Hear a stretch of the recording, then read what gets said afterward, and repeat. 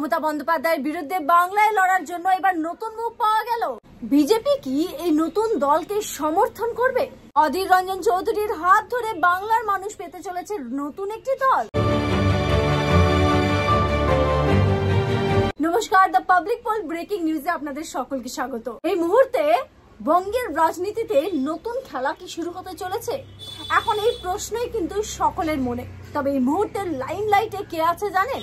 না মমতা বন্দ্যোপাধ্যায় নন, অভিষেক বন্দ্যোপাধ্যায় নন, না কি শুভেন্দু অধিকারী, দিলীপ ঘোষ। এই মুহূর্তে লাইমলাইটে রয়েছেন অধীর রঞ্জন চৌধুরী। রাজনৈতিক মহলের একাংশ এই মুহূর্তে মনে করছে যে মমতা বন্দ্যোপাধ্যায় 2.0 হতে চলেছেন এই অধীর রঞ্জন চৌধুরী। ভাবছেন তো কিভাবে? যে অধীর রঞ্জন চৌধুরী রীতিমতো মমতা বন্দ্যোপাধ্যায়ের বিরুদ্ধে সবসময় লড়াই করে এসেছেন, রাজনৈতিক লড়াই, এবার তাকে কেন মমতা বন্দ্যোপাধ্যায় 2.0 বলা হচ্ছে? কারণ এবার এটা বলা হচ্ছে যে বিজেপিতে যাবেন নাকি তৃণমূল কংগ্রেসে অধীর রঞ্জন চৌধুরী, এই নিয়ে একটা জল্পনা তুঙ্গে। ইতিমধ্যেই আমরা দেখেছি যে তৃণমূল কংগ্রেস হোক কিংবা বিজেপি দুই তরফ থেকেই কিন্তু আহ্বান বা ডাক একটা পেয়েছেন অধীর রঞ্জন চৌধুরী। কিন্তু অধীর রঞ্জন চৌধুরী কি করবেন? তিনি কি বিজেপিতে যোগদান করবেন নাকি তৃণমূল কংগ্রেস? এই নিয়ে একটা রীতিমতো বিতর্কের ঝড় চলছে, আলোচনা চলছে। তবে তারই মধ্যে আরো একটা নতুন আলোড়ন বা একটা নতুন জল্পনা শুরু হয়ে গেছে। এই জল্পনাটা কি? বলা হচ্ছে বিজেপির সম্পূর্ণ সাপোর্ট রয়েছে অধীর রঞ্জন চৌধুরীর সঙ্গে, এবং অধীর রঞ্জন চৌধুরীও প্রায় অনেকটাই ঠিক করে ফেলেছেন যে তিনি কংগ্রেস আর করবেন না, কারণ যেভাবে তাকে অপমান করা হয়েছে কংগ্রেসে। তার কারণ আমরা সবাই জানি যে মমতা বন্দ্যোপাধ্যায়ের সবসময় বিরুদ্ধে থাকেন অধীর রঞ্জন চৌধুরী। কিন্তু কেন্দ্রীয় নেতৃত্ব কংগ্রেসে তাদের কিন্তু মমতা বন্দ্যোপাধ্যায় বা তৃণমূল কংগ্রেসের যথেষ্ট প্রয়োজন, এবং তৃণমূল কংগ্রেসও কিন্তু কড়া বার্তা দিয়েছেন অখিলেশ যাদবকে পাশে রেখে, তার দলকে পাশে রেখে, যে এবার কিন্তু মাথা নুইয়ে তারা এই সমর্থন দেবেন না।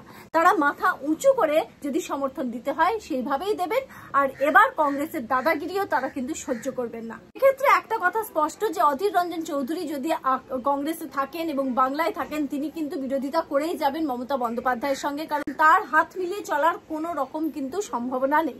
সেক্ষেত্রে কংগ্রেসের একাংশ মনে করছে যে অধীর রঞ্জন চৌধুরী যদি এখন থাকেন বর্তমানে, তাহলে কংগ্রেসে থেকে যান, তাহলে কিন্তু সমস্যা হতে পারে যে তৃণমূল কংগ্রেসের হাত ধরে বা মমতা বন্দ্যোপাধ্যায়ের হাত ধরে তাদের একটা বিধায়ক হওয়ার সম্ভাবনা বা বিধানসভায় বসার সম্ভাবনা সেটা কিন্তু থাকছে।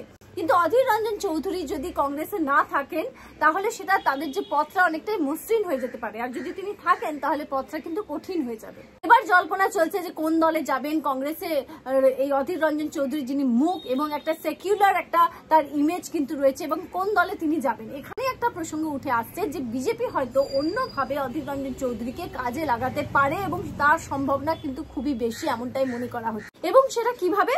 দেখুন, তৃণমূল কংগ্রেসের বিরুদ্ধে এই বিজেপির যে লড়াই সেটাকে আরো মজবুত করতে আরেকটা নয়া চালের ব্লু প্রিন্ট কিন্তু ইতিমধ্যেই তৈরি হয়ে গেছে বলে এরকম একটা আলোচনা চলছে রাজনৈতিক মহলে। সেই ব্লু প্রিন্টটা কি? মনে করা হচ্ছে যে অধীর রঞ্জন চৌধুরী, আপনারা জানেন যে সেকুলার তার একটা ইমেজ রয়েছে, সেক্ষেত্রে তিনি কিন্তু বিজেপিতে যদি চট করে জয়েন করেন তাহলে কি লাভ হবে? আরো কিন্তু মাথা ভারী হবে, কারণ অলরেডি বিজেপির যে উচ্চ স্তরের যে নেতৃত্ব বঙ্গ বিজেপিতে সেটা কিন্তু অলরেডি ভারী, আর অধীর রঞ্জন চৌধুরী যদি অ্যাড অন হন তাহলে মাথা ভারী হবে, আর কিছুই হবে না। এবং কংগ্রেসের তিনি যেহেতু এতদিনের রাজনীতি করেছেন, একটা সেকুলার তার যে ইমেজ রয়েছে সেটাকে কিন্তু বিজেপি কাজে লাগাতে চাইছে। তার কারণ বিজেপির কাছে এটা স্পষ্ট যে তারা সংখ্যালঘু ভোট কিন্তু পাচ্ছে না, যেটা কিনা একটা বড় সড়ো হাতিয়ার যে ভোট ব্যাংক, সেটা হচ্ছে তৃণমূল কংগ্রেসের সংখ্যালঘু ভোটটি। সেক্ষেত্রে বাংলায় যদি তৃণমূল কংগ্রেসের ভোট ব্যাংকে কোনোভাবে ঝাড়া দিতে হয়, কমাতে হয়, তাহলে সংখ্যালঘু ভোটকে সবার আগে কিন্তু কমাতে হবে, এবং তার জন্যই কিন্তু এই নয়া স্ট্র্যাটেজি নিতে পারে বিজেপি, এবং এই নিয়ে কিন্তু আলোচনাও চলছে, এমন জল্পনাই করা হয়। এই মুহূর্তে স্পষ্ট যে বিজেপি যে খেলা দিয়ে এগোতে চাইছে, যে ব্লু প্রিন্ট দিয়ে এগোতে চাইছে, সেটা শুভেন্দু অধিকারীর রাজনৈতিক চাল দিয়ে স্পষ্ট যে তারা কিন্তু হাতিয়ার করতে চাইছে সম্পূর্ণভাবে হিন্দু ভোটটা।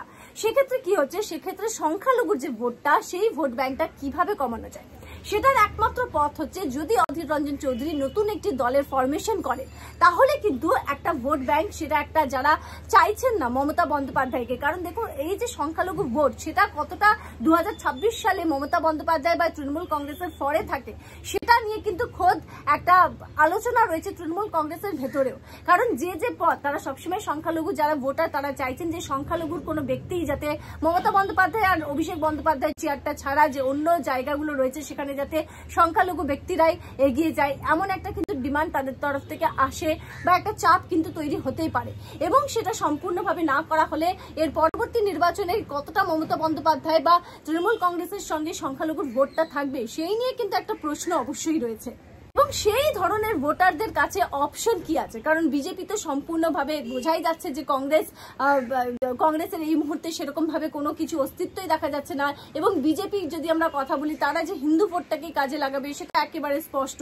সেক্ষেত্রে হতে পারে যে আমরা একটা পথ কিন্তু পাওয়া গিয়েছিল, সেটা হচ্ছে যে 2024 নির্বাচনের আগে নওশাদ সিদ্দিকী, আইএসএফ এর নওশাদ সিদ্দিকীকে মানুষ কিন্তু বলেছিল যে হ্যাঁ একটা অন্যরকম মুখ হয়ে উঠতে পারেন তিনি, যেভাবে তিনি হুঙ্কার দিয়েছিলেন অভিষেক বন্দ্যোপাধ্যায় গড় থেকে নির্বাচনী লড়াই লড়ার এবং সেখানে তাকে হারিয়ে বাড়ি পাঠানোর, মানুষ একেবারে কিন্তু চাঙ্গা হয়ে গেছিলেন যে আরো একটা ব্যক্তি বা একটা দল পাওয়া গেল। তবে আর সব থেকে বড় কথা হচ্ছে একটা সংখ্যালঘু মানে একটা সম্প্রদায় থেকে আসা একটা মানুষ এবং এমন একটা দল, সেক্ষেত্রে কিন্তু একটা অপশন দেখা গিয়েছিল যে মুসলিম ভোটটা ভাগাভাগি হলেও হতে পারে। তবে এটা বলা হয়, এটা মানে একটা আলোচনা হয়, একটা বলতে পারেন সমালোচনা হয়, যে বলে যে যেভাবে হুঙ্কার দিয়েছিলেন নওশাদ সিদ্দিকী, লাইমলাইট কেড়েছিলেন মানুষের এবং মিডিয়ার, সেক্ষেত্রে ভোটের সময়, ইলেকশনের সময় একেবারে সেটা দেখা গেল না। তিনি রীতিমতো পালিয়ে গেলেন, পালিয়ে বাঁচলেন এবং তার বিরুদ্ধে যে চাপ আসছিল সেই চাপের সামনে তিনি মাথা নত করেছেন। অনেকে আবার বলেন যে একটা সেটেলমেন্ট হয়ে গেছে। তো যেটাই হোক, যে সমীকরণই হোক বা নাই হয়ে থাকুক, কিন্তু তিনি যে মানুষের মধ্যে সেই আস্থাটা, সেই বিশ্বাসটা জিইয়ে রাখতে পারেননি, এটা কিন্তু খুব স্পষ্ট যে নওশাদ সিদ্দিকী কিন্তু ডাহা ফেল করেছেন। যেভাবে মানুষ তার থেকে এক্সপেক্ট করেছিল বা যে সংখ্যালঘু সম্প্রদায় এক্সপেক্ট করেছিল, সেই এক্সপেকটেশনে পুরো জল ঢেলে দিয়েছেন নওশাদ সিদ্দিকী। নওশাদ সিদ্দিকীর যে জায়গাটা ছিল সেটাই যদি অধীর রঞ্জন চৌধুরী এই মুহূর্তে ধরতে পারেন একটা নতুন দল, কারণ আমরা জানি বহরমপুর, মুর্শিদাবাদে যেভাবে যে সংখ্যালঘু ভোটটা রয়েছে বা ভোটাররা রয়েছেন, সেক্ষেত্রে এবং সব থেকে বড় কথা যে অধীর রঞ্জন চৌধুরীর এত বছর একটা নিজস্ব ভোট ব্যাংক রয়েছে, সেটা যদি বেরিয়ে আসে কংগ্রেসের থেকে একটা তার নতুন দলে সে ভোটটা পড়ে, তাহলে সংখ্যালঘু যে ভোট ব্যাংক সেখানে কিন্তু একটা আঘাত আসবে, এটা কিন্তু স্পষ্ট। আর এই চালেই চলতে চাইছে বিজেপি। আর খুব স্বাভাবিকভাবে কেন বলা হচ্ছে মমতা বন্দ্যোপাধ্যায় 2.0, মনে রাখবেন যে কংগ্রেস থেকে বেরিয়েই কিন্তু তৃণমূল কংগ্রেসের জন্ম দিয়েছিলেন মমতা বন্দ্যোপাধ্যায় এবং সেই সময় একেবারে স্পষ্টভাবে এটা বলাই হতো বা এটা ঘটনা এমনটাই বলা হয়, সেটা হচ্ছে যে বিজেপির সম্পূর্ণ সাপোর্ট ছিল সেই সময়। তৃণমূল কংগ্রেসের গড়ার পিছনে কিন্তু বিজেপির একটা খুব ভালো সাপোর্ট ছিল। আর সেই সময় মমতা বন্দ্যোপাধ্যায় প্রত্যেকটা সময় জাতীয় স্তরের কোন রাজনৈতিক দলের হাত ধরেই চলতেন, সেটা কখনো হয়েছে কংগ্রেস বা কখনো হয়েছে বিজেপি। কারণ দেখুন, একটা ইলেকশন বা একটা দল ফরমেশনের জন্য একটা অর্থেরও প্রয়োজন পড়ে এবং তিনি জানতেন যে সেটা কিন্তু একার পক্ষে তৃণমূল কংগ্রেসের পক্ষে সম্ভব না, যেটা এই মুহূর্তে তাদের পক্ষে সম্ভব ছিল, সেই সময় কিন্তু মমতা বন্দ্যোপাধ্যায় বা তৃণমূল কংগ্রেসের পক্ষে সম্ভব ছিল। আর সেই পুরনো রাজনৈতিক চাল কিন্তু মুখ হচ্ছেন অধীর রঞ্জন চৌধুরী এবং তাকে ফুল সাপোর্ট দেবে পিছন থেকে বিজেপি, এমনটাই অনুমান করা হচ্ছে। তাতে করে যে সংখ্যালঘু ভোট, সেটাই একটা বড়সড় ধাক্কা আসতে চলেছে এবং যারা নওশাদ সিদ্দিকীকে এক্সপেক্ট করেছিলেন যে একটা ব্যক্তি হয়ে উঠবেন যিনি কিনা তৃণমূল কংগ্রেসের বিরুদ্ধে লড়াই করবেন, একটা যে সংখ্যালঘু সম্প্রদায় বা যে ভোট ব্যাংকটা আছে সেখানে একটা ভাগ বসাবেন, সেই জায়গাটা কিন্তু নিতে পারেন অধীর রঞ্জন চৌধুরী এবং তিনি যদি নতুন দলের ফরমেশন করেন, সেখানে কিন্তু একটা আশা রয়েছে। এবং এর পিছনে যে বিজেপির একটা বড়চড় রাজনৈতিক যে চাল রয়েছে সেটা তো বলার অপেক্ষা নেই। সেই সাপোর্টটা অধীর রঞ্জন চৌধুরী একেবারে সম্পূর্ণভাবে পাবেন এবং মুখ হয়ে উঠবেন রীতিমতো একটা মমতা বন্দ্যোপাধ্যায়ের বিরোধী একজন এমন ব্যক্তিত্ব, যাকে আমরা সবসময় জানি যে মমতা বন্দ্যোপাধ্যায় যা করেন তার বিরোধিতা তিনি কিন্তু করে এসেছেন। যখন কিনা কংগ্রেসের হাই কমান্ড মমতা বন্দ্যোপাধ্যায় বা তৃণমূল কংগ্রেসের সঙ্গে হাত মিলিয়েছে, তখনও কিন্তু অধীর রঞ্জন চৌধুরী নির্বাচনের আগে মনে করে দেখুন অভিষেক বন্দ্যোপাধ্যায় বা মমতা বন্দ্যোপাধ্যায়কে নিশানা করতে ছাড়েননি। সুতরাং এই জায়গাটাকেই কাজে লাগাতে চাইছে বিজেপিতে কমপ্লিটলি না এসে একটা নতুন দল যদি অধীর রঞ্জন চৌধুরী ফর্ম করেন, তাহলে কিন্তু এই বাংলার যে রাজনৈতিক যে পরিস্থিতি বা যে সমীকরণ, তাদের মধ্যে কিন্তু একটা নয়া মোড় চলে আসবে, এটা কিন্তু মনে করা হচ্ছে। তবে কি করবেন অধীর রঞ্জন চৌধুরী, সেদিকে আমাদের সকলের নজর। আর আপনারাও দেখতে থাকবেন the public pole breaking news, সমস্ত আপডেট এবং খবরের পিছনের যদি খবর আপনারা জানতে চান, অবশ্যই আপনাদের মতামত জানাবেন যে অধীর রঞ্জন চৌধুরীর কি নতুন দল ফর্ম করা উচিত নাকি বিজেপির সঙ্গে হাত মিলিয়ে সরাসরি বিজেপিতেই যোগদান করা উচিত। অবশ্যই আপনাদের মতামত আমাদেরকে জানাবেন, আপনাদের মতামতের অপেক্ষায় থাকবো আমরা। আর দেখতে থাকবেন the public pole breaking news. ভালো থাকবেন।